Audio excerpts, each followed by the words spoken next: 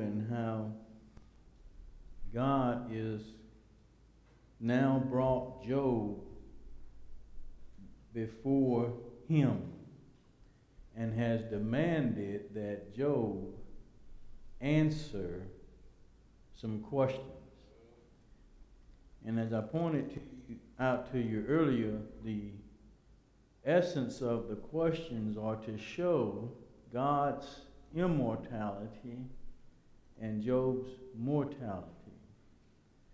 God's omniscience and Job's ignorance. God's omnipotence and Job's impotence. And if you look at the line of reasoning in the questions, and this is where I want to kind of keep your thought on, because what I'm trying to get you to see and understand is how no man can stand before God, because no man can answer these questions before God. And this is another aspect of the questions. Another aspect of the questions are Job, and notice how God is asking him about these simple things of creation. You remember I told you that at first, how he's showing him these simple things in creation. And God did this in 6 days. But this is another aspect of it.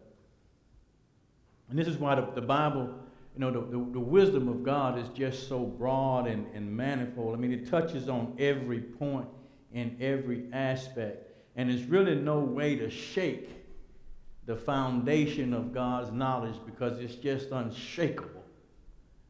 Another aspect of these questions deals with the fact that Job, if you cannot answer these simple questions about the creation, or in other words, you live, Job, you see these things. These are things that you see. You can touch them with your hand. If you can't explain, Job, what you see and what you can touch, how can you explain that which you cannot see? That which goes on in your realm, Job, if you can't explain these things, how can you possibly understand or explain or give me, Job, some insight on how to govern in heaven where you have never been, where you cannot see and you cannot therefore know? Can you see how this is working? And what I like to say, see, sometimes when we read these things, this is what I say, we live in a world that's so filled with technology, and we think we've become so smart that sometimes we lose the glory of God. And that's what I try to emphasize to you. You see, we take a lot of things for granted. And that's one thing that science fails to do. It fails to give God the glory. That's why I'm pointing out the science to you. I'm not trying to tell you that everything about science is wrong. Okay, some things man can see and understand. Okay, some things he can't. But you also have to understand too, just like I talk about with gravity. A man don't really have to understand gravity to be able to apply certain principles of gravity. So don't get that confused either. But now, when God is questioning Job here, we talked about the morning stars and him praising the angels. And all, he said basically, Job, were you there when the morning stars sang together and all the sons of God shouted for joy? In other words, Job, did you witness the creation? Did you see the glory, how glorious and how magnificent it was? So you can't talk about that, Job, even though you see it, but you can't explain it. Why, Job? Because you were not there. You did not see it. You did not witness it. And this is what I want to get to here, this part about the sea. And what I want to try to emphasize when I look at the sea, you see, we look at this and we think that's nothing. We say, he's asking Job, he says, who shut up the sea behind doors when it burst forth from the womb? When I made the clouds its garment and wrapped it in thick darkness. When I fixed limits for it and set its doors and bars in place. In other words, so it can't break free. He says, when I said, this far you may come and no farther. Here is where your proud waves halt. And I'm going to show you that in the creation here in a minute. Then I'm going to show you what the psalmist said. And then I'm going to show you how God controls it through what science calls the hydrological cycle. But this is explained way back here, but it's just not using the same terms. But anyway, look at here. He says he gathers, this the psalmist says here, he gathers the waters of the sea into jars, and he puts the deep in storehouses. Now notice when he says when he shut the sea behind the doors, we get that part, right? But notice I want you to see when he says, when I made the clouds its garments and wrapped it in thick darkness. You ever noticed how, if anybody ever been on the waters a lot, you know how a storm can come up on the water in the matter of no time. You could be sitting there, you could look up in the sky and not be a cloud in the sky. And you can hold your head down 5 minutes and look back up and look like the sky full of dark clouds. What he's talking about is how God manages the sea through this hydrological cycle where the sun heats the water up, the water goes into the cloud. This is how God manages the sea with clouds. He keeps it in its place with the rain. Just moves it wherever he wants to move. Now, if he gets ready to move it away from there, all he needs is just a wind. Blast of his breath and he can move it around. But basically, if you notice, it's always a storm somewhere on the water.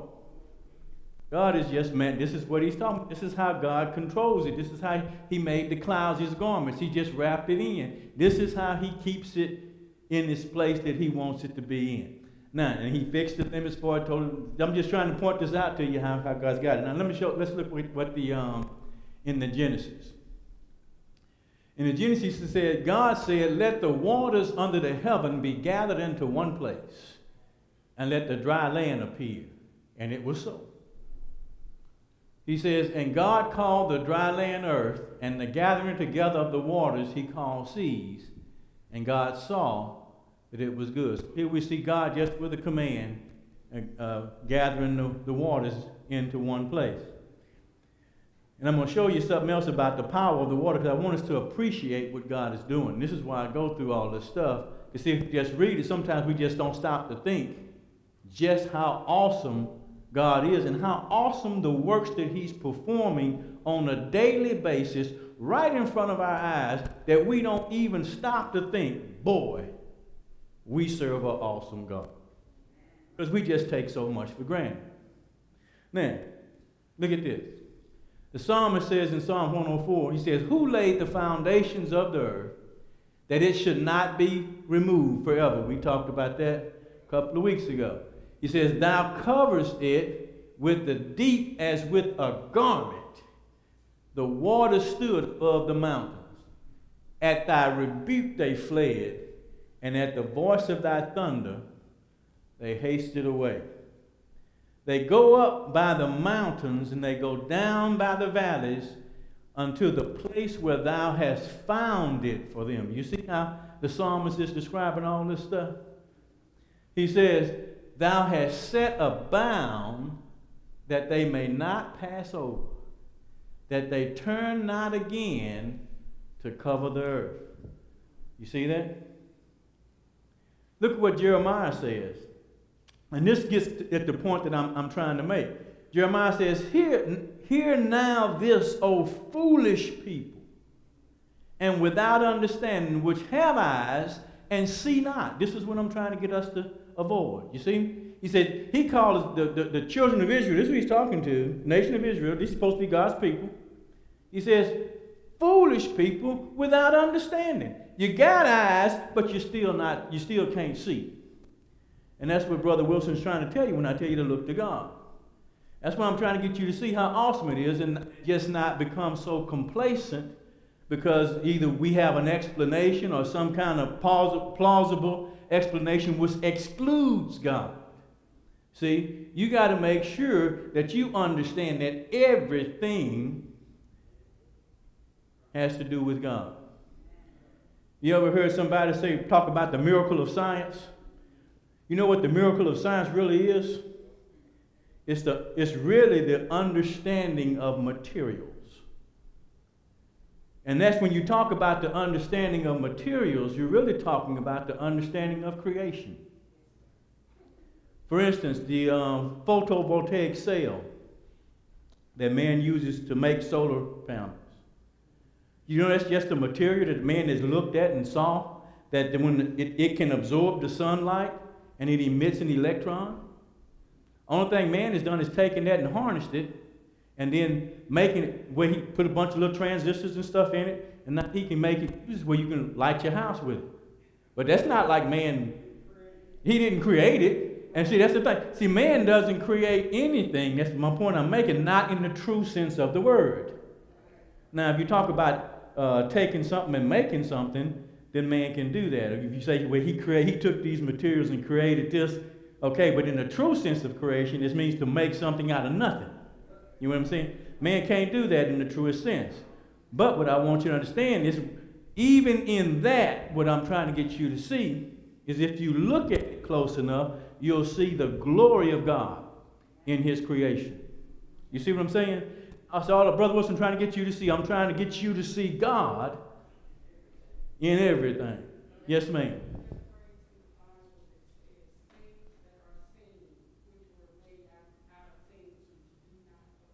Mm-hmm. Yes, ma'am. In a sense, because we don't necessarily see that, but see, man has observed. I'm saying it's all it is materials. Man is learning how to use that which God has created. So the real miracle is in what God has created. But anyway, nonetheless, let's look at this. Jeremiah talks about these people. He says, "O foolish people without understanding, which have eyes and see not, which have ears and hear not." He says, "Don't you fear? Fear ye not me." This is God speaking through Jeremiah. He says, "Fear ye not me, saith the Lord? Will ye not tremble at my presence?" You know why they're not trembling? Because see, they come too complacent. That's what I'm trying to get us to see. You see? So now he says this. So he says, "Do you not tremble at my presence, which have placed the sand for the bound of the sea by a perpetual decree." In other words, God has set the sand as a bound for the sea and declared that the sea cannot go past that sand. And he says that decree that the earth or that the water shall go this far and no further is perpetual. That means it lasts forever, right? And he says that it cannot pass, and though the waves thereof toss themselves, yet can they not prevail. Though they roar, yet they cannot pass over it. You see that? I'm just trying to. All this stuff don't happen just for nothing. We take for granted. And you know the reason the earth the waters really don't come by here. This is telling you really. But if you remember when we was covering the book of Genesis, that God said that what? He said his bow in the clouds. You remember that? I'm going to take you back to Genesis and show you Noah, just to show you the enormity of the amount of water that's on this planet. But anyway, let's go right here. I'll get to that in a minute. But look, he says, "Fear ye not." He says, they can't prevail. They can't pass over it. Here's the book of Genesis, right here in Genesis 8. Now I want you to see, and the reason I'm doing this, like I say, now, according to science, there is no new water on earth. There's two laws in science that says that this is impossible. There's the law of the conservation of mass and the law of the conservation of energy. Both decree because water is both mass or matter and it's also energy. So by by that decree of science, then there is no new water. It cannot be created, nor can it be destroyed. It can only be changed in form. So that means that the water that's on earth now has always been on earth, okay? Now, where does it come from? I'm going to show you that too in a minute. But of course, we know it comes from the creation with God. But I'm going to show you some other stuff. Anyway, look here. But God remembered Noah and all the wild animals and the livestock that were with him in the ark. And he sent a wind. We know that it rained 40 days and 40 nights, right? But what I'm trying to show you here is how high the waters got, and then how the flood lasted longer than just 40 days and 40 nights. The flood water stayed on earth a long time, for almost a year roughly, because Noah went in, he was like 600 years old. He came out, he's 601. With the exception of about a month or so. There's about a month or so difference in there. Okay, so anyway. So this is Noah on the ark, and the flood waters on the ark, and he sent the wind over the earth, and the Bible says the water receded. This is how Moses writes. But then he says, now the springs of the deep and the floodgates of the heavens had been closed, and the rain had stopped falling from the sky. You can see how God can make it rain whenever he gets ready, right? This is about the storehouses. God can make the rain do whatever he wants. He can move the waters like he wants.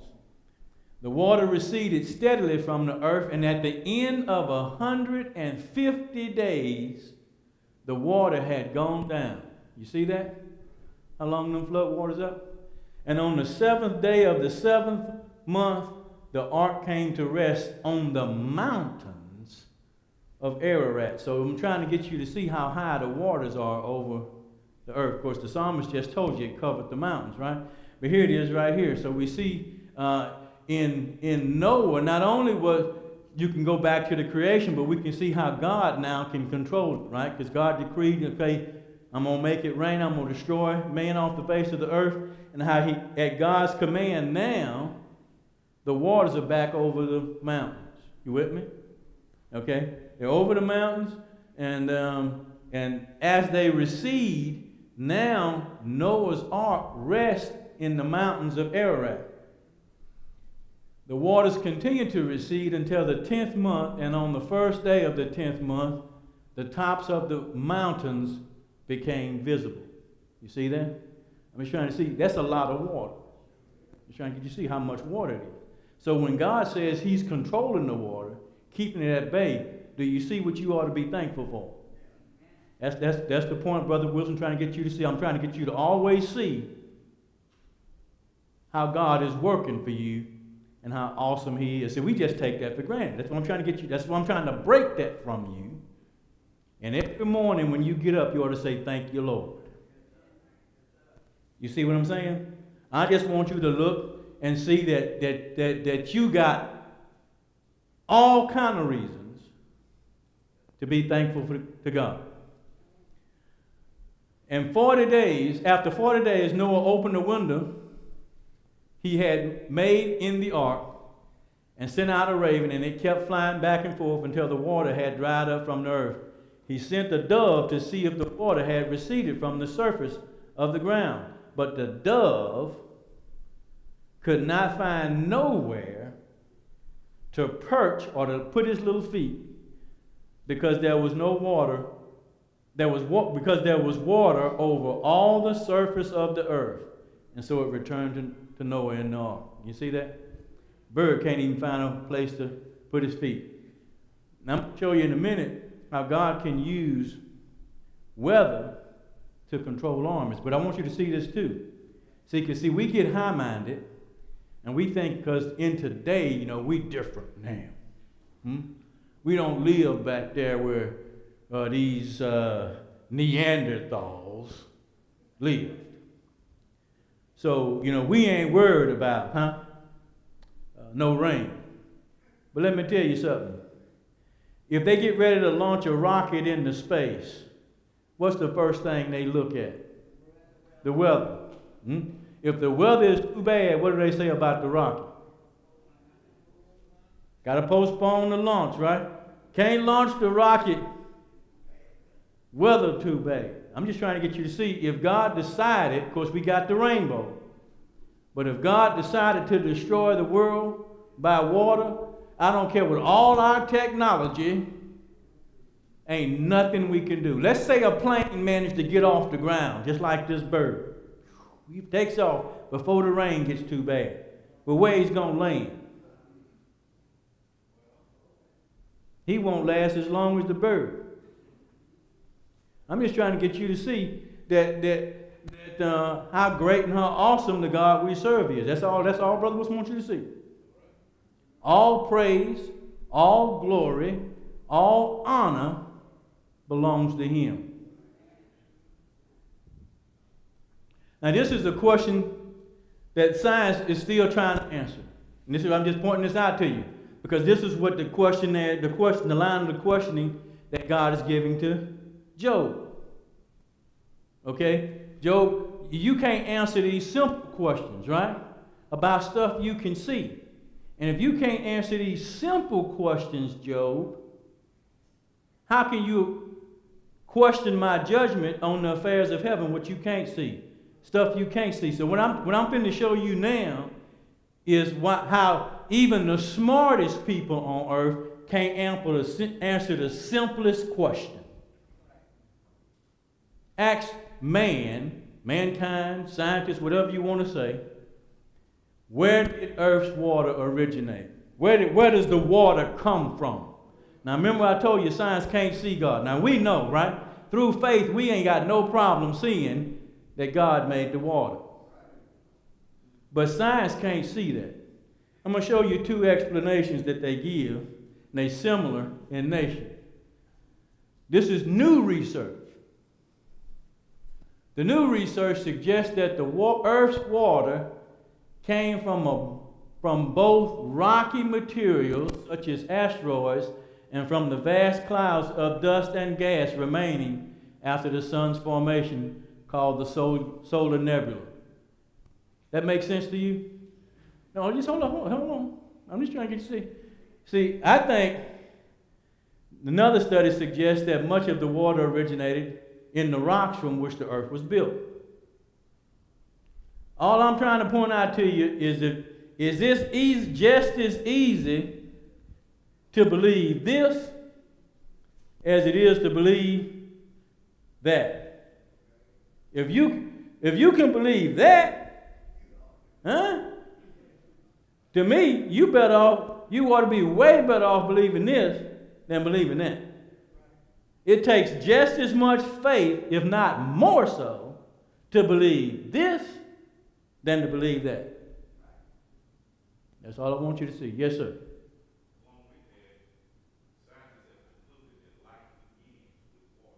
Mm-hmm.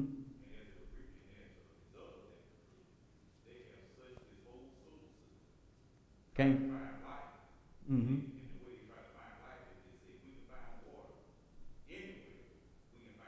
Mm-hmm. Right. You getting on the point I was going to touch. I think it's on my next part of the slide when I talk about the Spirit of God. Right there, the Spirit of God moves upon the face of the waters. That's where the life comes from, in the water. That's why I say, it's just like you say, pointing out, without the water, no life. What did God breathe into man? His spirit, right? And then man became a living soul. But the earth starts sprouting life after the Spirit of God moves on it or hovers over it, right? So then the earth starts to bring forth, right? So like Henry say, that's the first thing they look at. Ain't no water, ain't no life.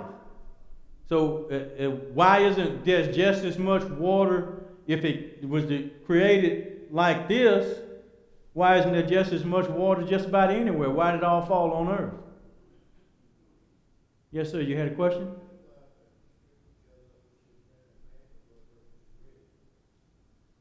I couldn't hear you.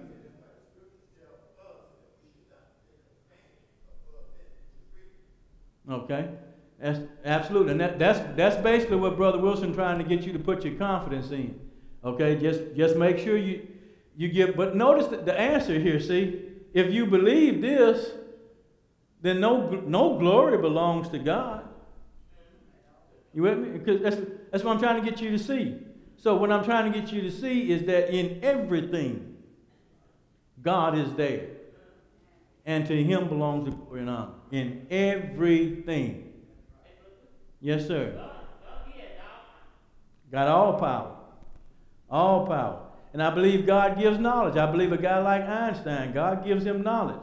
The knowledge for the vaccine. I believe God gave them that ability and knowledge. Everything, what I'm trying to get you to see, all glory belongs to God in everything. Now here we're going back to Job. What is the way God is asking? He says to Job, he says, what is the way to the abode of light?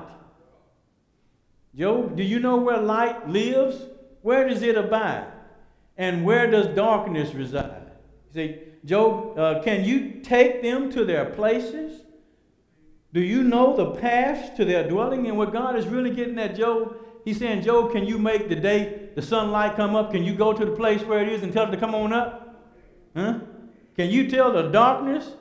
Huh? Can you call it out of its place, Job? Do you know where they at? He says, I can command the day and the night. This is basically what God is saying. So he's asking Job, do you know where the light lives? Surely you know, Job, for you were already born. And that's sarcastically. You see that? Sure, Job, tell me, wasn't you born already? You have lived all these years, and this is what I was trying to get you to see, how he's pointing out Job's mortality, his immortality. Job, it's impossible for you to understand as much as you think you understand if you're going to start giving me advice. Because you ain't been here, Job, but that long. And your life compared to eternity, Job, you've learned in your life what I know from eternity, from witnessing everything, from creating everything, and you fixing it. You see how impossible it is? So what I'm trying to get us to see, and I'm going to show you this in Revelation when I close this out, how everybody is going to stand before God. And everybody's going to have to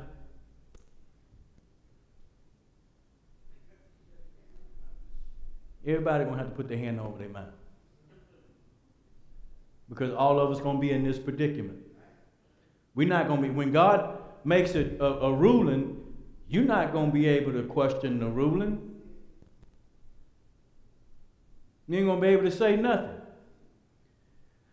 He says, have you entered the storehouses of the snow, or seen the storehouses of the hail, which I reserve for times of trouble, for days of war and battle?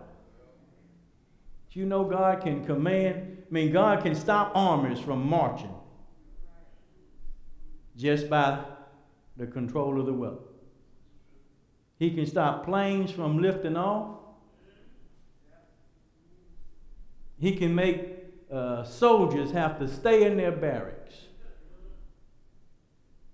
All by just the control of the weather. That's why you see, he got storehouses. I can call it whenever I want. I know exactly where it is. I can make it rain, make it snow, make it hail whenever I get ready for whatever purpose I hope to achieve.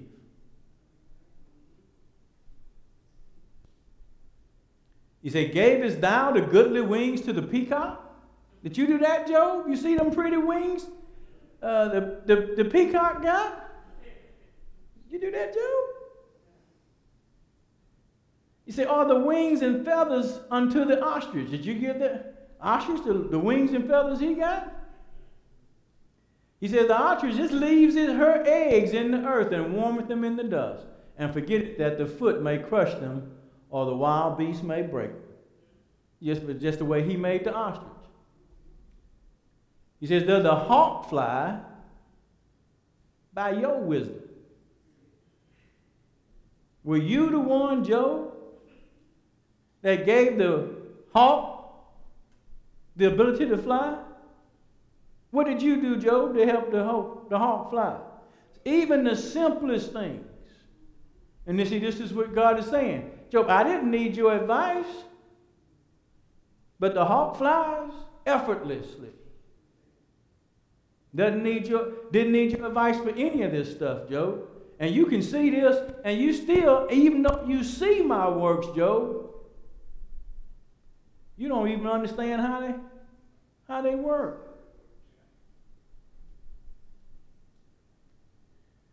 Stretch her wings toward the south.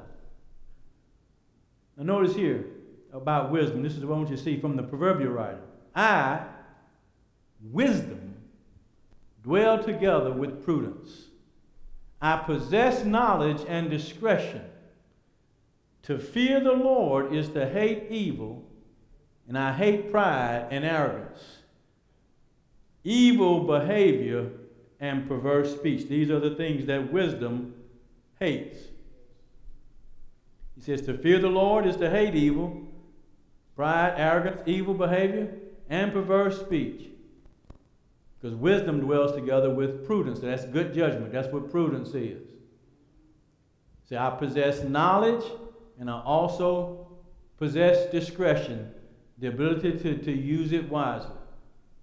Counsel and sound judgment, those are mine. I have insight, and I have power. The Lord brought me forth as the first of his works. You see that? Before his deeds of old. I was formed long ages ago, at the very beginning, when the world came to be.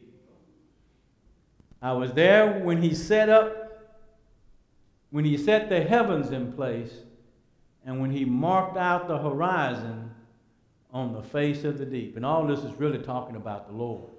Okay? The Lord is the wisdom. When he established the clouds above and fixed securely the fountains of the deep, when he gave the sea his boundary, so the waters would not overstep his command, and when he marked out the foundations of the earth. Who was present? Wisdom. Where were you, Job? Because wisdom was there. Moreover, the Lord answered Job and said, shall he contend, he that contendeth with the Almighty instruct him? He that reproveth God, let him answer. In other words, God is saying to Job, if you're going to come to me, he says, oh, can you give me instruction? Is the person that's contending with me, are you going to give me instructions? In other words, I'm the judge, Job. I'm the one in charge. So if you're going to contend with the Almighty, he says, or you come before the judge, right? This is the analogy. If you're in a court of law, the judge is the one that's the most powerful, right? So he's saying, you finna contend with me. In other words, you got a beef about my judgment, Job. Okay, you coming to me because you are powerless to change your situation. You with me? So you got to come to me to ask for mercy or clemency, right? Or to pardon, get a pardon, right? He says, you're going to instruct me, Job? How can you give me instructions if you coming to me? You with me? That's like going in the courthouse, right? And you need a pardon or some mercy from the judge, right? But you proceed to tell the judge how to do his job. That's what the Bible says. He says, he that reproveth God, let him answer that. Or let him answer him. Then Job answered the Lord and said, behold, I am vile. What shall I answer thee? I lay my hand upon my mouth. Once have I spoken, but I will not answer. Yea, twice, but I will proceed no further. In other words, I opened my mouth twice, but I'm not going to open it again because now he recognizes the position he's in. See, we have the benefit of Job so that we don't make the same mistake. And one thing that we should recognize is this: now is the time. See, if we want to receive mercy from the judge, now is the time for us to seek mercy while we are yet alive. You with me? We need to fall before him with a penitent heart and obey from the heart that form of doctrine which was once delivered to the saints. And this is our time right now to plead. We can't get before God in judgment and stand and then begin to speak or to talk or to try to plead our case, because God is going to already know our case, just like Elihu said to Job. God already knows. You don't have to make the case. Okay? Then answered the Lord unto Job out of the whirlwind and said, Gird up thy loins now like a man. I will demand of thee and declare unto me. So this is God the second round. Right? Job had already said, I ain't got nothing to say, right? So God ain't through with him yet. So God said, that's okay, Job. He said, gird up your loins like a man. I still want you to answer some questions for me. He says, will thou also disannul my judgment? You see where he's getting at now? He's getting at Job trying to basically question his judgment. He says, will thou condemn me that thou mayest be righteous? Is that what you fixing to do, Job? You going to say that I'm wrong so that you can be right? Now I want you to stop and meditate on that a second. See? Because that's a mouthful right there if you stop and listen to it. Because that means when we stand before God, you see what I'm saying? We can't say all the stuff that people say now when they do what they want to do, right? And they know it's against, well, they should know it's against the will of God, right? But just go ahead and do it anyway, right? And then say, for the most part, or think for the most part, that either God's going to look over it or that God's going to understand. Now see, because this is basically what he's saying. Are you going to disannul my judgment? Okay? He says, will thou condemn me that thou mayest be righteous? You going to make me wrong, Job, so that you can be right? Hast thou an arm like God? God's showing out now. You got an arm like me, Job? You got an arm like God? Can you do whatever you want to do for the most part? Or canst thou thunder with a voice like him?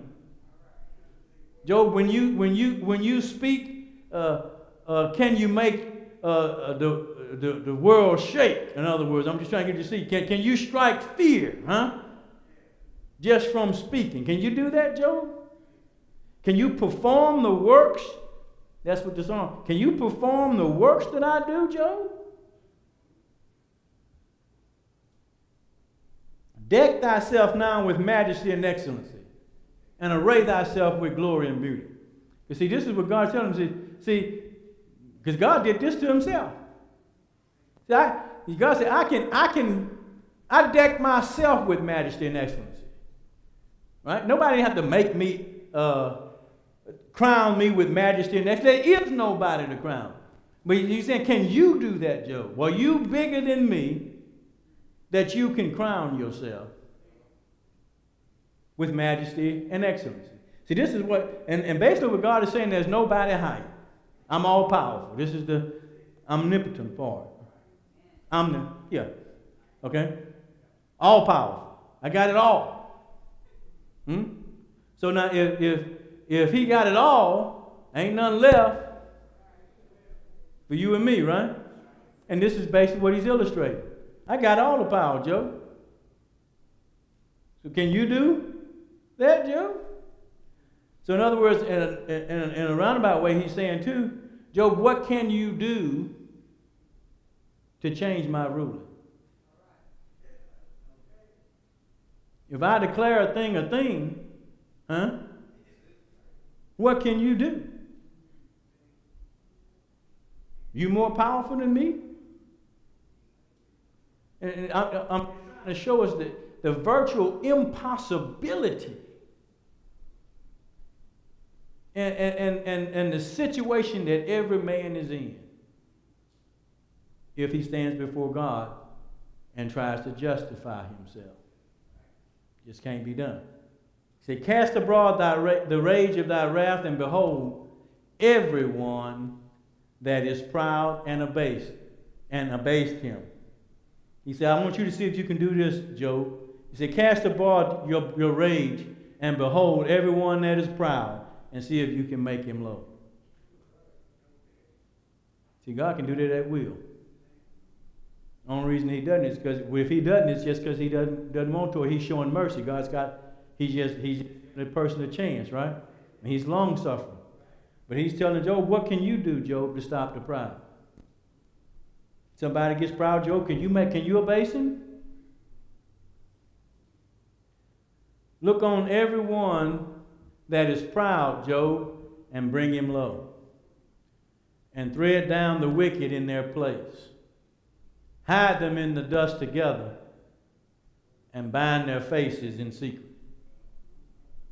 Then will I also confess to thee that thy own right hand can save you.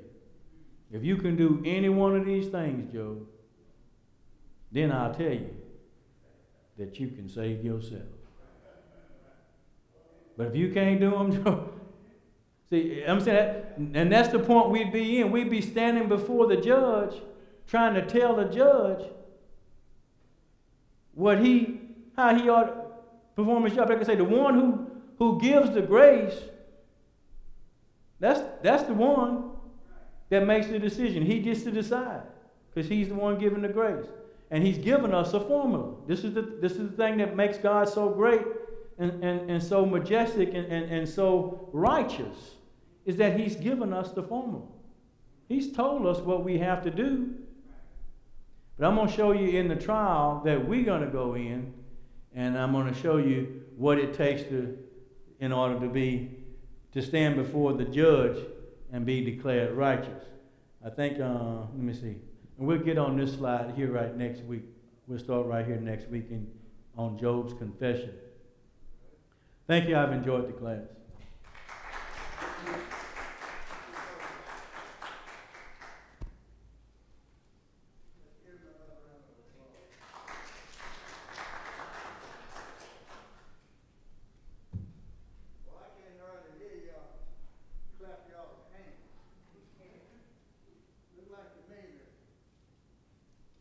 Someplace else, we could put our hands together a little bit louder than that.